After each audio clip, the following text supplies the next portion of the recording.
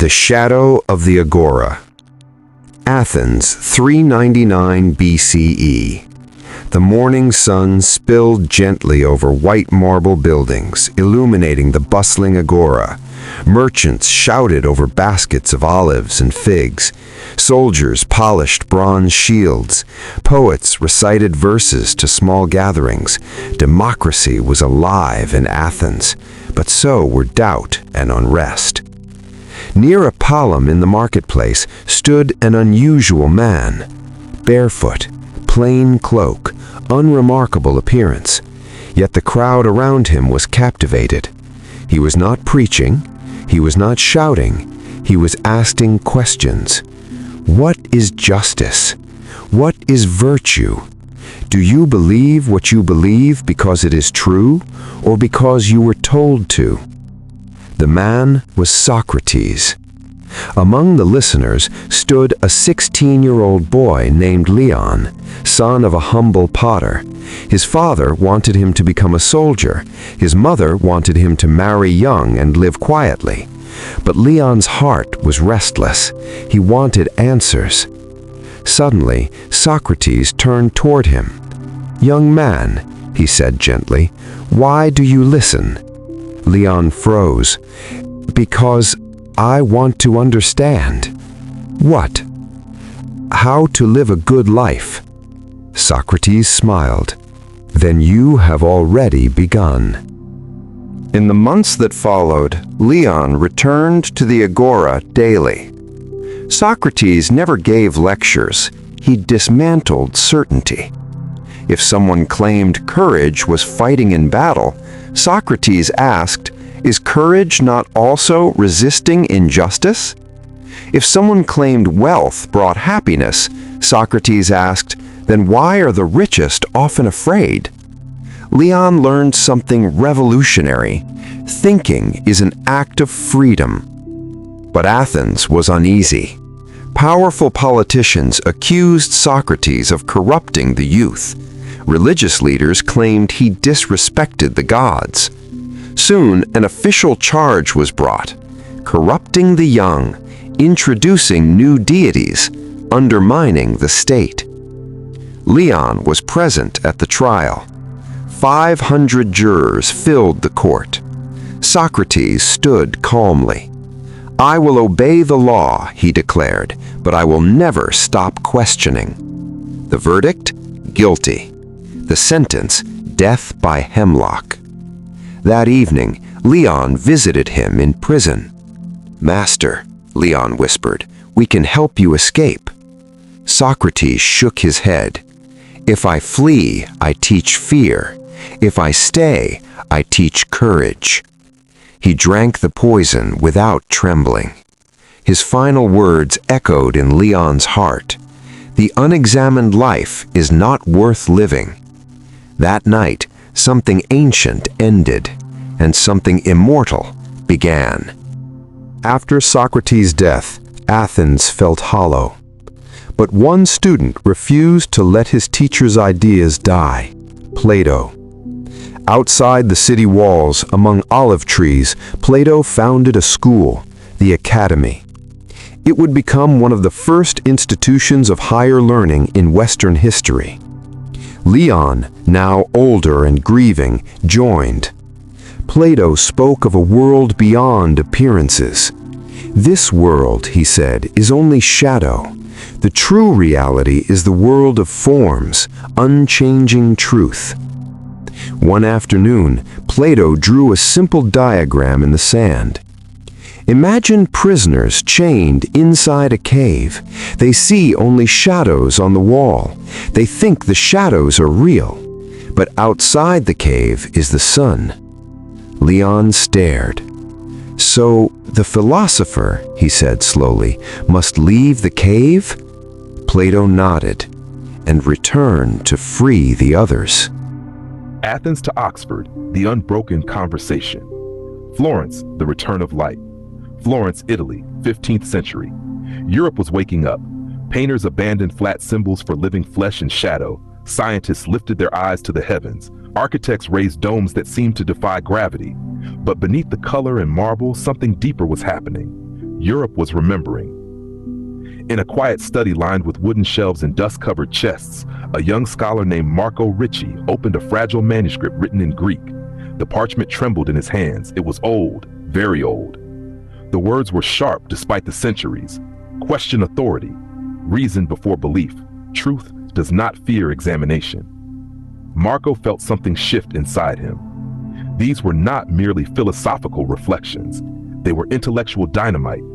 He translated the manuscript into Latin, the scholarly language of Europe. Soon copies traveled to Paris, to Oxford, to Cambridge.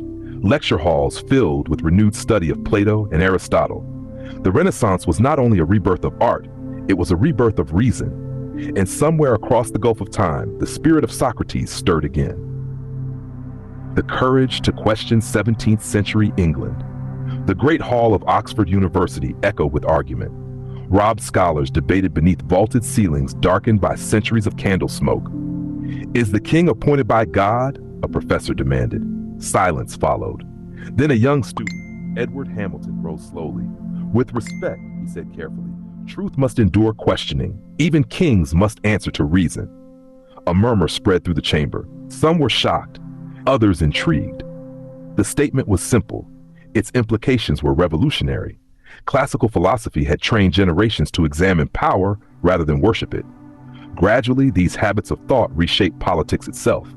Reason began to challenge absolute monarchy. Debate became a public instrument. Liberty gained philosophical grounding.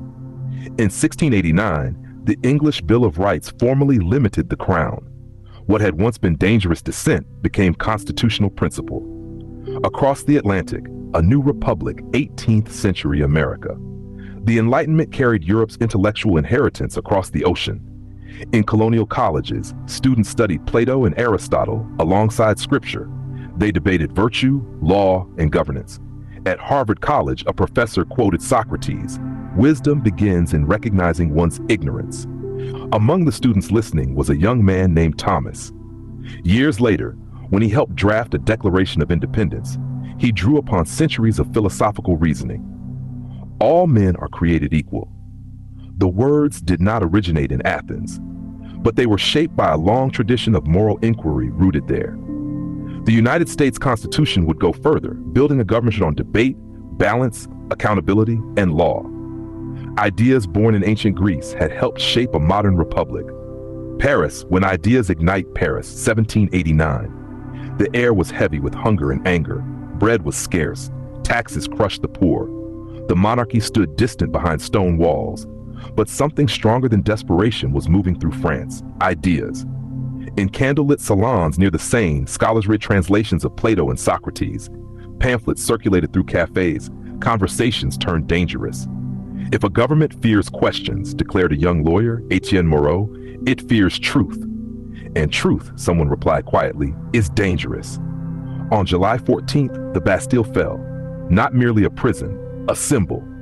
When the Declaration of the Rights of Man and of the Citizen was written, it proclaimed equality before the law, freedom of speech, sovereignty of the people. The revolutionaries had never walked the Athenian agora, but they carried its spirit. Once again, philosophy reshaped history. America divided. Justice tested Boston, 1850. The young American Republic faced its greatest contradiction. It proclaimed liberty, yet tolerated slavery. At Harvard University, Professor Daniel Whitmore wrote a single question on the board. What is justice? A student answered, obeying the law. Whitmore shook his head. And if the law itself is unjust? The room fell silent. Greek philosophy had once encouraged Europe to question kings. Now it demanded something harder. Question your own society. Across the North, abolitionists argued from natural law and rational ethics, concepts shaped by centuries of classical thought. Among those influenced by such reasoning was Abraham Lincoln. History would test these ideas in civil war, and philosophy would prove not theoretical, but decisive. The 20th century. Moral Courage, Oxford, 1942. Europe was burning. Bombs fell over London. Totalitarian regimes crushed dissent. Questioning authority could cost a life. Yet in the lecture halls of Oxford, debates continued. What allows tyranny to rise? When does obedience become complicity? Ancient skepticism and moral reasoning became tools against propaganda. 2 decades later in Washington, 1963, another moral reckoning unfolded. Before the Lincoln Memorial, Martin Luther King Jr. spoke of justice, not as sentiment, but as moral law.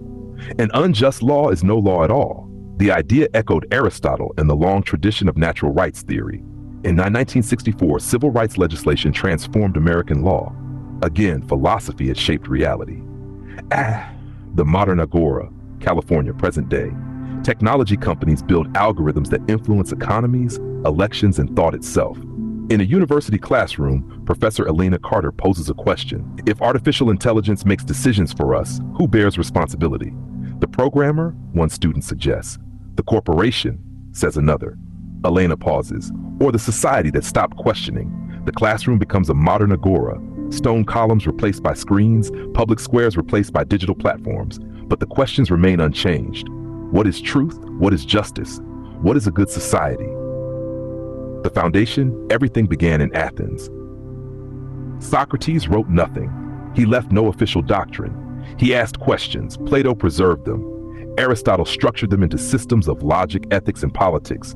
Rome transmitted them. Monks copied them. Islamic scholars expanded them. The Renaissance revived them. England constitutionalized them. America institutionalized them. Civil rights movements moralized them. This is not myth. It is intellectual history, the ending that is not an ending. London. Evening. A law student sits alone in a quiet library. Her professor asks, "Why do we protect freedom of speech?" She does not answer immediately. Behind her stand 2,000 years of thought. No statue speaks. No ancient voice echoes. But the question lives. And that is the most realistic ending possible. Philosophy is not a relic. It is an ongoing conversation. And as long as humanity continues to ask, the conversation will never end.